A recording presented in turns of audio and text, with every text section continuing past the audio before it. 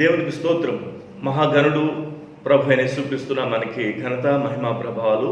మీ అందరికీ నా యొక్క హృదయపూర్వక వందనాలు తెలియజేస్తున్నాను. మీరు చేస్తున్నటువంటి ప్రార్థనలు బట్టి మీకు ఎంతగానో రుణస్థులమై ఉన్నాం. ఈ సమయంలో దేవుని యొక్క వాక్యాన్ని మనం ధ్యానం చేద్దాం.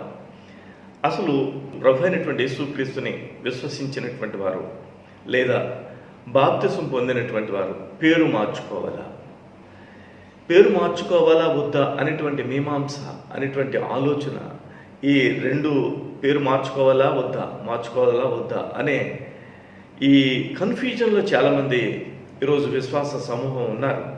అయితే దీని గురించి ఒకంత కూలంకుషంగా బైబిల్ గ్రంథం నుంచి మనం పరిశీలన చేద్దాం.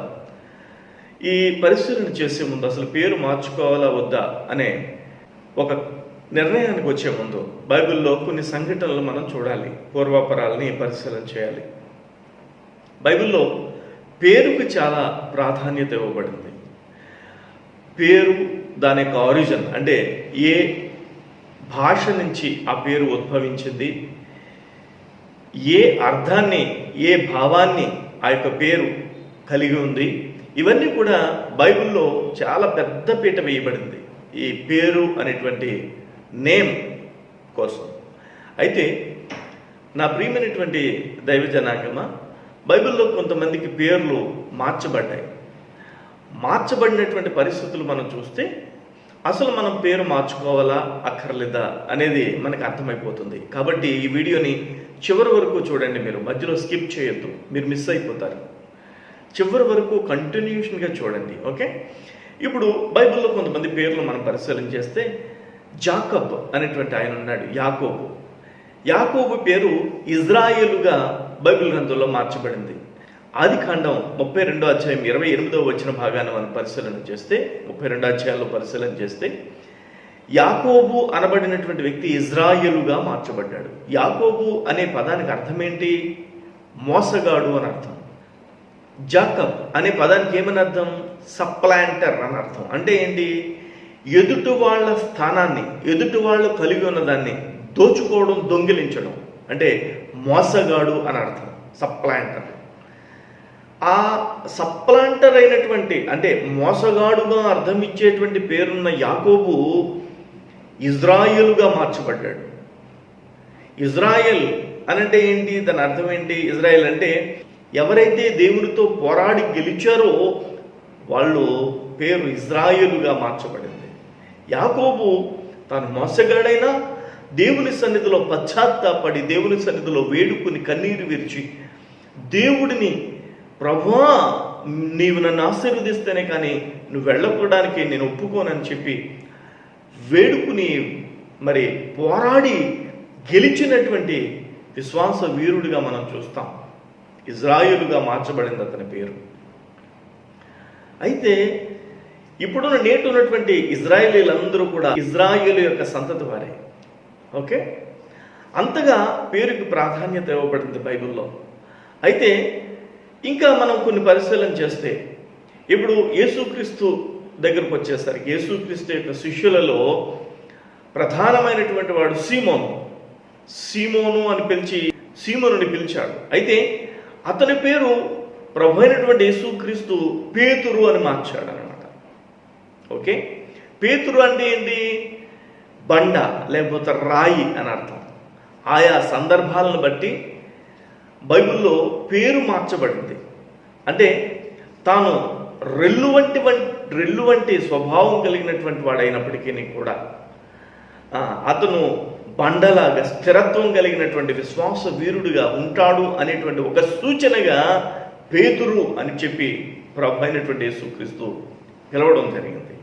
అంతేకాదు బైబిల్లో సౌలు అనేటువంటి ఒక వ్యక్తి ఉన్నాడు, దుర్మార్గంగా సంఘాన్ని హింసించినటువంటి వాడు.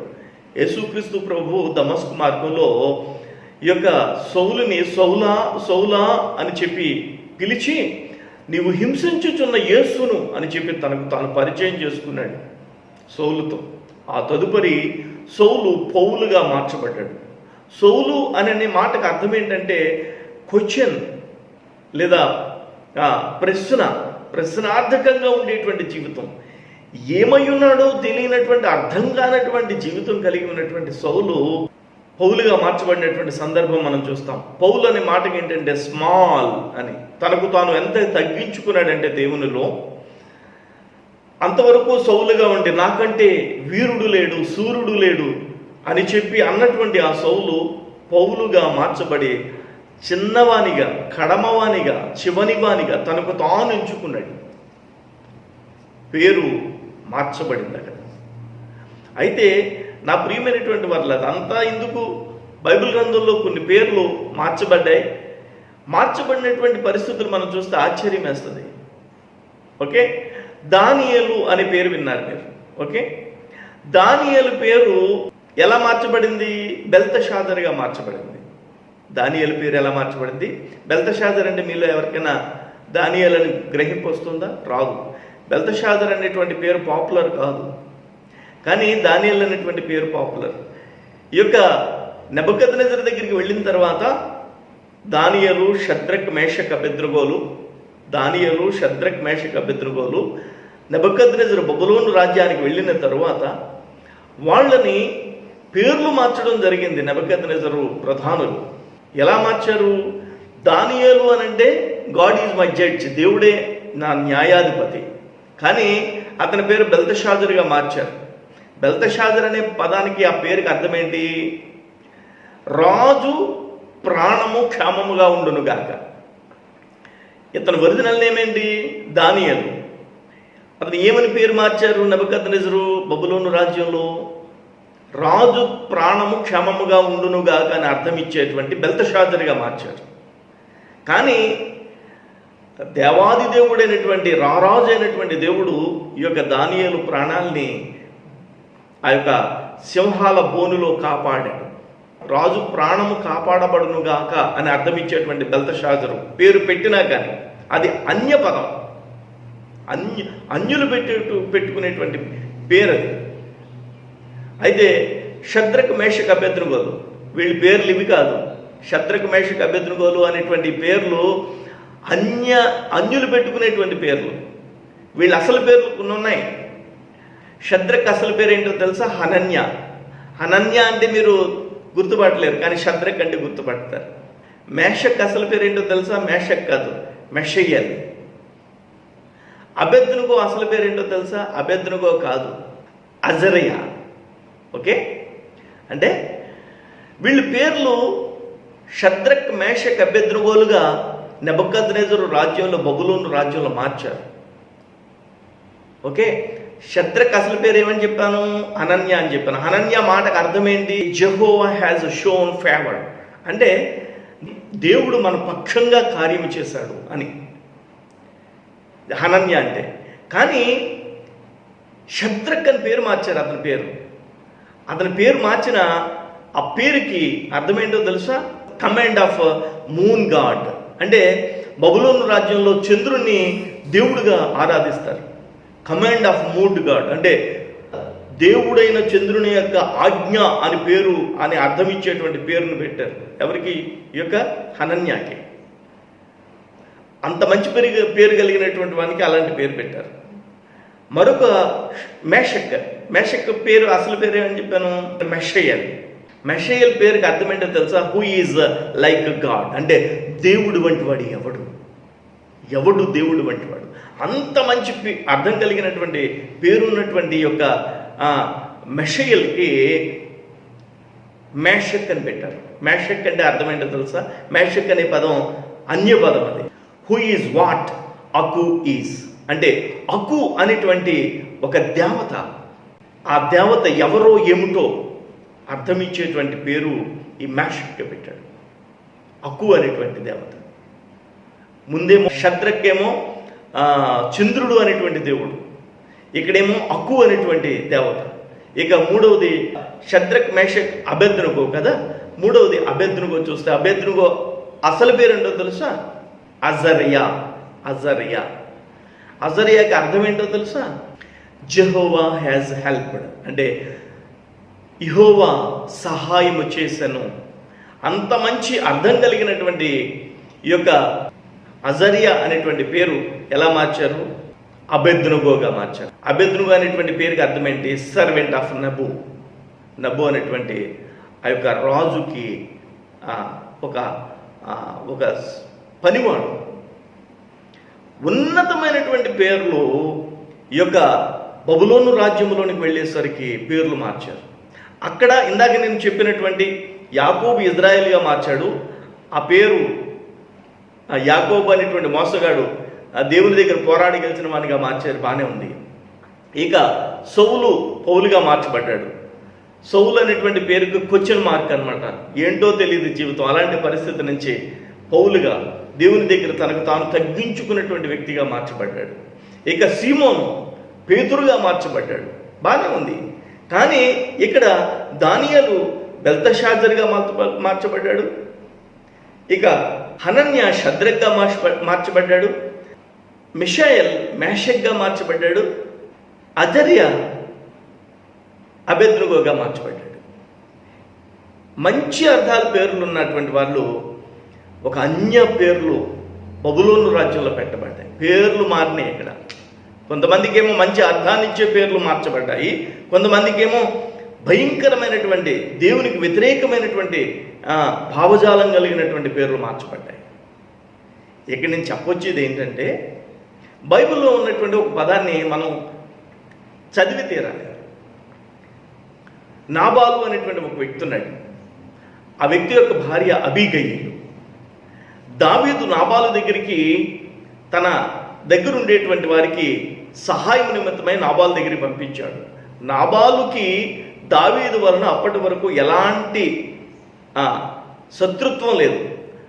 దావీదు నాబాలుని, నాబాలు యొక్క ప్రజలని దావీదు ఎప్పుడూ కూడా ఎలాంటి హాని చేయలేదు. అలాంటి దావీదు నాబాలు దగ్గరికి తన జనమును పంపించి సహాయం అడిగినప్పుడు నాబాలు ఏమన్నాడో తెలుసా? అప్పటి వరకు చిన్న స్థాయిలో ఉన్న నాబాలు ఉన్నతమైనటువంటి ఆస్తి అంతస్తు గడించిన తర్వాత కళ్ళు నెత్తికెక్కి దావీదెవడు, దావీదు అసలు ఎవడు వాడు అని చెప్పి అడిగాడు. అలాంటి సందర్భంలో నాబాలు భార్య అయినటువంటి అబీగయీలు దావీదు దగ్గరికి వెళ్ళి దావీదుతో అంటుంది, చూడండి, మొదటి సమూయేలు గ్రంథము 25వ అధ్యాయము 25వ వచనం చూస్తే, సమూయేలు మొదటి గ్రంథము 25వ అధ్యాయము 25వ వచనం చూస్తే నేను చదువుతున్నాను. నా ఏలినవాడ, దుష్టుడైన ఈ నాబాలును లక్ష్య పెట్టవద్దు. అతని పేరు అతని గుణములను సూచించుచున్నది. అతని పేరు అతని గుణములను సూచించుచున్నది. అతని పేరు నాబాలు, మోటుతనము అతని గుణము. ఎవరంటున్నారు ఈ మాట? మరలా చెప్తున్నాను. అతని పేరు అతని గుణములను సూచించుచున్నది అని ఎవరి నిమిత్తం అంటుంది? ఈ యొక్క అబీగయీలు నాబాలు నిమిత్తం. అంటే తన భర్త గురించి చెప్తుంది దావీదు దగ్గర. నా భర్త నాబాలు, అతడు దుష్టుడు, అతడి పేరే అతడి గుణములను సూచించుచున్నది. అంటే పేరు గుణములను సూచిస్తుందని బైబిల్లో మంచి వ్యక్తిగా ఉండేటువంటి అబీగయీలు చెప్పడం జరిగింది. అతని పేరు అతని గుణములను సూచించును అని చెప్పినటువంటి అబీగయీలు మాట వాస్తవమే. కానీ వ్యక్తి యొక్క గుణగణములు వేరు కావచ్చు, పేరు యొక్క గుణగణములు, పేరు యొక్క అర్థము వేరు కావచ్చు కొన్ని సందర్భాల్లో కదా. ఇప్పుడు మనం పరిశీలన చేస్తే ఆనందరావు అని పేరు పెట్టుకున్నారనుకోండి ఎవరైనా, ఎంతమంది వారి యొక్క జీవితాల్లో దుఃఖం, బాధ, కన్నీరు, వేదన, భయంకరమైనటువంటి ఒత్తిడుల మధ్యలో ఆనందరావు అని అనేక మంది చేత పిలిపించుకోవడం లేదు? వారి జీవితంలో ఆనందమేమి లేకపోయినా ఎంతమంది పిలిపించుకోవడం లేదు? ఆనందరావులని నేనేమంటం లేదండి, మిమ్మల్ని దేవుడు దీవించునుగాక. ఇక ప్రశాంతి అని పేరు పెట్టుకున్నాం అనుకోండి. ప్రశాంతి అనేటువంటి పేరు కలిగినటువంటి వ్యక్తి యొక్క జీవితంలో ఎన్ని అలజడులు రావడం లేదు? ఎంతమంది అలాంటి వ్యక్తులు లేరు? మరి పెను భూకంపాలు లాంటి, అగ్ని పర్వతాలు లాంటి పరిస్థితులు వారి యొక్క హృదయంలో దాచుకుని ప్రశాంతి అని ఎంతమంది పిలిపించుకోవడం లేదు? నా ప్రియమైనటువంటి దైవజనాంగమా, నేనేమంటున్నానంటే పేరు యొక్క గుణగణములు, పేరు యొక్క తాత్పర్యము, పేరు యొక్క భావము ఒకటై ఉండొచ్చు, మనిషి యొక్క గుణగణములు వేరై ఉండొచ్చు కదా. కాబట్టి నా ప్రియమైనటువంటి వాళ్ళారా, దేవుని యొక్క సన్నిధానంలో ఈ నాబాలు యొక్క భార్య చెప్పినటువంటి అబీగయీలు చెప్పినటువంటి మాట వాస్తవమే. కానీ అతని పేరు అతని యొక్క గుణములను సూచించును అన్న మాట ఇక్కడ పరిశీలన చేస్తున్నప్పుడు దానియేలు పేరు ఎలా మారింది? బెల్తషాజర్గా మారింది. బెల్తషాజర్ అంటే అర్థం ఏంటి? రాజు యొక్క ప్రాణము కాపాడబడను గాక. కానీ దానియేలు రాజు ప్రాణాలని కాపాడడానికి, రాజుని గౌరవించడానికి, స్తుతించడానికి లేడు, దేవుణ్ణి స్తుతించడానికి నిలబడ్డాడు. హనన్య దేవుడు తన పక్షముగా కార్యము చేస్తునని అర్థం ఇచ్చేటువంటి హనన్య అనేటువంటి వ్యక్తి ఎలా మార్చబడ్డాడు? పేరు ఎలా మార్చబడింది? శద్రక్ అన్న పేరుగా మార్చబడింది. శద్రక్ అంటే ఏంటి? చంద్రుడు అనేటువంటి దేవుని యొక్క ఆజ్ఞ. కానీ చంద్రుడు అనేటువంటి వాని యొక్క ఆజ్ఞను పాటించేవాడా ఈ యొక్క శద్రకు? దేవుని ఆజ్ఞను పాటించేవాడా? దేవుని ఆజ్ఞను పాటించేవాడు కాబట్టే అగ్నిగుండంలోకి వెళ్ళిపోవడానికి ఇష్టపడ్డాడు. మేషక్, మెషయేల్ అతని అసలు పేరు మెషయేల్. మెషయేల్ అనే ఈ వ్యక్తి అసలు అర్థం ఏంటని చెప్పాను? దేవుడి వంటి వాడు ఎవడురా? అలాంటి మంచి అర్థం కలిగినటువంటి యొక్క మెషయేల్ మేషక్గా మార్చబడ్డాడు. అంటే అక్కు అనేటువంటి ఒక దేవత పేరు పెట్టారు. కానీ వాళ్ళ పేర్లు మార్చిన అన్య పేర్లు వారి జీవితాల్లో ఉన్న వారు మాత్రం దేవుని పక్షంగా నిలబడ్డారు. బబులోను రాజ్యంలో అబేద్నుగో అనేది కూడా ఒక అన్య పేరు. అది ఏమని సూచిస్తుంది? Servant of Nebo. కానీ అతను నెబుకు సర్వెంట్ కాదు, నెబుకి దాసుడు కాదు. అతను ఎవరికి దాసుడు? యెహోవాకు దాసుడు. అందుకనే జెహోవా హ్యాజ్ హెల్ప్డ్ అని అర్థం ఇచ్చేటువంటి ఆ యొక్క అజర్య పేరు కలిగినటువంటి వ్యక్తి అబేద్నుగోగా మార్చబడ్డాడు.